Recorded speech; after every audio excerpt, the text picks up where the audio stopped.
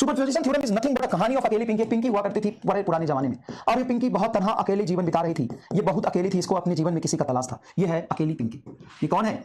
ये है अकेली पिंकी। अकेली पिंकी मतलब तनहा, उदास और किसी के इंतजार में जीवन गुजार रही है। आज भी किसी को इंतजार है इसको, ठीक है? ये अकेली पिंकी। ये किसी से अट्रैक्ट नहीं हो रही, ना ये किसी को अट्रैक्ट कर पा रही क्योंकि आसपास में कोई है ही नहीं, और इसको आज भी किसी का इंतजार है कि कोई जीवन में आए, उसके साथ ये दोस्ती करे, उसके साथ घूमे फिरे। बहुत अकेली है बेचारी। एक दिन इसके जीवन में आता है, एक दिन इसके जीवन में आता है रामलाल। एक दिन इसके जीवन में आता है रामलाल। एक दिन इसके जीवन में आता है रामलाल। रामलाल ने पिंकी को देखा, पिंकी ने रामलाल को देखा। रामलाल पिंकी की तरफ अट्रैक्ट हो गया, पिंकी रामलाल की तरफ अट्रैक्ट हो गई। दोनों ने एक दूसरे पर फोर्स लगाया F1। दोनों ने एक दूसरे पर फोर्स लगाया F1 और बोला कि मैं तुम्हारी तरफ अट्रैक्ट हो रही हूं, तुम मेरी तरफ अट्रैक्ट हो रहे हो, हम दोनों दोस्त बन जाते हैं, हम दोनों एक दूसरे की तरफ अट्रैक्ट हुए, और मैं तुमसे वादा करती हूं, पिंकी ने वादा किया कि मैं तुमसे वादा करती हूं कि मैं कभी तुम्हारे साथ बेवफाई नहीं करूंगी, हमेशा तुम्हारे साथ दोस्ती रखूंगी, चाहे कुछ भी हो जाए, मैं तुम्हारे लिए लॉयल रहूंगी, ठीक है? तो इनके बीच में फोर्स लगा। इनके बीच में फोर्स कितना लगेगा? इसके बीच में फोर्स कितना लगेगा? हाँ जी बताइए। ओके, मैं एचडीएफसी बैंक से मीना बात कर रही हूँ। हाँ जी। इस कॉलिंग जनरल ट्रेनिंग पर्पस के लिए रिकॉर्ड हो रहा है। हाँ जी। उसमें आपको क्रेडिट कार्ड का स्टेटमेंट टाइम टू टाइम मिल जाता है सर, हर महीने। क्रेडिट कार्ड तो मैं यूज ही नहीं करता। ये जो हटो। F1 बराबर G M1 M2 by R square. क्या क्लियर है ये? क्लियर है ये? ठीक है। अब इनके जीवन बहुत अच्छे तरीके से चल रहा था। टाइम कम है, नहीं तो बहुत अच्छे से बात करते। इनके जीवन बहुत अच्छे चल रहा था। अचानक से इनके जीवन में एक दिन आया कलुआ। इनके जीवन में एक दिन आया कलुआ। ध्यान से थोड़ा सा 2 मिनट सुनना। कलुआ आया। कलुआ ने पिंकी को देखा, पिंकी ने कलुआ को देखा। पिंकी कलुआ की तरफ अट्रैक्ट हो गई F2 फोर्स से, और कलुआ भी पिंकी की तरफ अट्रैक्ट हो गया F2 फोर्स से। कलुआ ने बोला पिंकी को, मैं तुम्हारी तरफ अट्रैक्ट हो रहा हूं। पिंकी बोली कि हाँ मैं भी तुम्हारी तरफ अट्रैक्ट हो रहा हूं। कलुआ ने बोला तुम्हारे जीवन में कोई और है? पिंकी बोली नहीं, मेरे जीवन में तो कोई नहीं, मैं तो अकेला हूं। बिल्कुल अकेले हूं, मुझे तो तुम्हारा इंतजार था। बोला हम दोस्ती कर ले? हाँ दोस्ती कर ले। क्या हम दोनों एक दूसरे पर इतना ही फोर्स लगाएंगे? हमेशा बोले इतना ही फोर्स लगाएंगे हमेशा। क्या मेरे फोर्स में तुम्हारे फोर्स में कोई कमी आएगी? नहीं, कोई कमी नहीं आएगी। तो पिंकी ने इसे प्रॉमिस किया कि कोई भी कुछ भी हो जाए, मैं तुम्हारे लिए एकदम लॉयल रहूंगी, मेरे जीवन में कोई नहीं है, मैं तुम्हारी तरफ F2 से अट्रैक्ट होती रहूंगी। ठीक है? तो सर ऐसे तो रामलाल को धोखा मिल गया नहीं? यही तो पिंकी का टैलेंट है। इसके और रामलाल के बीच में जो फोर्स लग रहा था पहले इतना फोर्स लग रहा था, कलुआ के आने के बाद इस फोर्स पर कोई फर्क ही नहीं पड़ा। ये इसकी तरफ उतनी इंटेंसिटी से अट्रैक्ट होती है जितने इसकी तरफ अट्रैक्ट होगी। मतलब ये जब नहीं था तो भी फोर्स F1 ही था, जब ये है तो ये फोर्स F1 ही है। यही तो कहता है सुपरपोजिशन थ्योरम कि इसके आ जाने से इन दोनों के प्यार में कोई कमी नहीं हुआ, और ये इतनी टैलेंटेड है कि कमी होने भी नहीं थी। इसके जीवन में कल को आया बाबू जलेला। बाबू जलेला ने पिंकी को देखा। बाबू जलेला ने पिंकी को देखा। पिंकी ने बाबू जलेला को देखा। ये एक दूसरे की तरफ अट्रैक्ट हो गए F3 से। बाबू जलेला ने बोला कि तुम्हारे जीवन में कोई है? पिंकी बोली नहीं, मेरे जीवन में तो कोई नहीं, मैं तो एकदम अकेली हूं, तुम्हारे लिए तो हूं, मैं तुम्हारे लिए हमेशा लॉयल रहूंगी, हम दोनों के बीच में F3 का प्यार रहेगा। अब ये टैलेंट देखो, ये जब नहीं था तो इन दोनों में F1 था, इन दोनों में F2 था। जब नहीं था तब, ये जब आ गया तो भी इसके फोर्स पे कोई फर्क नहीं पड़ा, ये F2 ही रहेगा। यही तो कहता है कि gravitational force does not depends upon medium. मतलब जब ये दोनों ही नहीं थे तो भी रामलाल और पिंकी के बीच का प्यार इतना था, और आज इन दोनों के आने के बाद भी रामलाल और पिंकी के प्यार इतना ही बना हुआ है। तो सब फर्क किस बात पे पड़ा? पिंकी के जीवन पे नेट प्यार का फर्क पड़ा। नेट पर प्यार इस पर कितना हो गया सोचो। इधर से भी गिफ्ट, इधर से भी गिफ्ट, इधर से भी गिफ्ट, और इन गधों को पता नहीं चल रहा कि इनके जैसे 4 और हैं। सोचो इस बात को। सर ये तो टैलेंटेड पिंकी है, यस टैलेंटेड पिंकी। अब ये देखो भाई, ये आया तुम्हारा फुजरी is a very old character. ये आया, इसने पिंकी को देखा, पिंकी ने इसको देखा, ये इसकी तरफ अट्रैक्ट हो गया F4 से, ये अट्रैक्ट हो गया F4 से। बोला कि तुम्हारे जीवन में कोई और है क्या? नहीं, मैं तो अकेली हूं, बहुत तन्हा, तुम्हारा ही तो इंतजार था।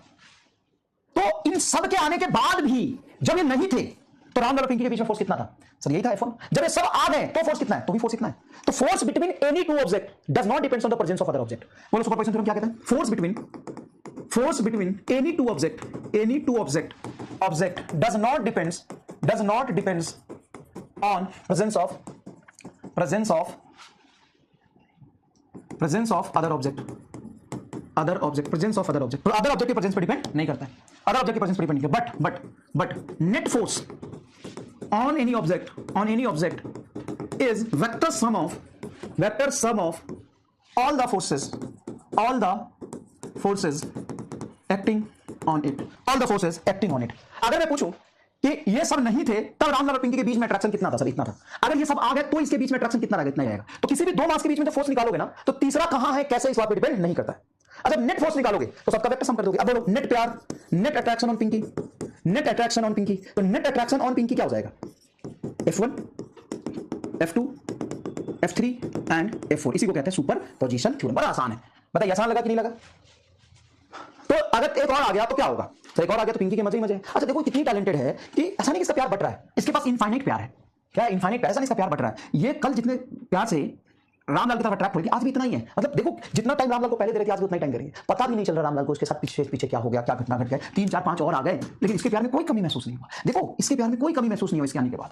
This is the talent, this is the real talent, you know.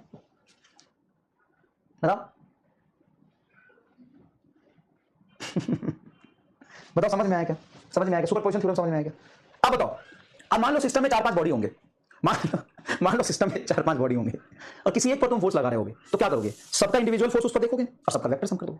सबका इंडिविजुअल फोर्स देखोगे और सबका वेक्टर सम कर दोगे। जो सबसे फेमस और पहला सवाल इस पर बनता है, सबसे फेमस और पहला सवाल बहुत इजी, कि भाई एक एम मास है और वैसा ही एम मास यहां रख दिया, वैसा ही एम मास यहां रख दिया और इक्विलैटरल ट्रायंगल बना दिया। इक्विलैटरल ट्रायंगल का साइड लेंथ है मान लो L, इक्विलैटरल ट्रायंगल के साइड पे है, तो किसी भी एम मास पर फोर्स बताओ बाकी दोनों की वजह से। बताओ, find force on one object by due to remaining two, the other by to remaining two. Find force on anyone. Find force on any one object due to remaining other object, other two object, remaining other two object. बताओ कितना होगा? अब यहां पे अगर vector आपको नहीं आता है तो आप फंस जाएंगे। सिंपल सा वेक्टर का कंसेप्ट लगेगा सर। कैसे? तो ये जो मास का ऑब्जेक्ट है इसको अपने लाइन ज्वाइनिंग लॉन्ग किधर खींचेगा सर? इस लाइन पे खींचेगा।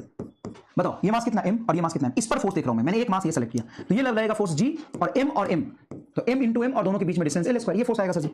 अरे फोर्स क्या होगा? g m1 m2 by r square, g m1 m2 by r square. देखो इस पर फोर्स देखो, तो g m मास और दोनों के बीच में डिस्टेंस। अब बताओ इसके वजह से इस पर फोर्स देखोगे तो इस लाइन पे लगेगा, ये फोर्स कितना हो जाएगा sir? g m into m बटा इन दोनों के बीच की डिस्टेंस कितनी l, और फोर्स हमेशा लाइन ज्वाइनिंग के लॉन्ग लगता है, इन दोनों के लाइन ज्वाइनिंग के लॉन्ग इधर लगेगा, इन दोनों के लाइन ज्वाइनिंग के लॉन्ग इधर लगेगा। इक्विलैटरल ट्रायंगल तो ये एंगल होगा 60 डिग्री। अब बताओ क्या इस पर फोर्स ये भी f लग रहा है, ये भी f लग रहा है, दोनों के बीच में 60 डिग्री एंगल है, तो नेट फोर्स सेम मैग्नीट्यूड वाले वेक्टर का रिजल्टेंट 60 डिग्री पर हो जाता है। सिंपल है, 2f cos थीटा बाई 2, ये फॉर्मूला है। तो 2f cos theta by 2, f 2f की वैल्यू बोलो सर, f की value g m square by l square, f की वैल्यू इनटू cos 60 बाई 2, तो ये हो जाएगा 30 डिग्री, cos 30 डिग्री होगा √3 बाई 2, 2 से 2 कट जाएगा, ये 2g m square by l square into √3 by 2, 2 से 2 कट गया, √3g m square by l square. अच्छा, सिमेट्रिसिटी से इतना तो तुम जानते होगे, मैं रस नहीं करना चाहता, आगे मैं स्क्वायर पे, हेक्सागोनल पे, इन सब पे कराऊंगा, लेकिन एक चीज बहुत बेसिक और 12th क्लास में आपने पढ़ा होगा, सिमेट्रिसिटी से मतलब अगर रेगुलर पॉलीगन लूं मैं और सारे कॉर्नर पे आइडेंटिकल ऑब्जेक्ट रख दूं। रेगुलर पॉलीगन मतलब समझते हो? रेगुलर पॉलीगन मतलब ट्रायंगल, स्क्वायर, हेक्सागन, ऐसा मैं रेगुलर पॉलीगन लूं और सबके कॉर्नर पे आइडेंटिकल पॉइंट मास रख दूं, आइडेंटिकल पॉइंट मास रख दूं, इसके सेंटर पे कोई अगर मैं m0 मास का ऑब्जेक्ट रखता हूं, तो नेट फोर्स ऑन m0 क्या होगा, कैसे होगा, ये आपको कल करके आना है, ठीक है? कल करके आना।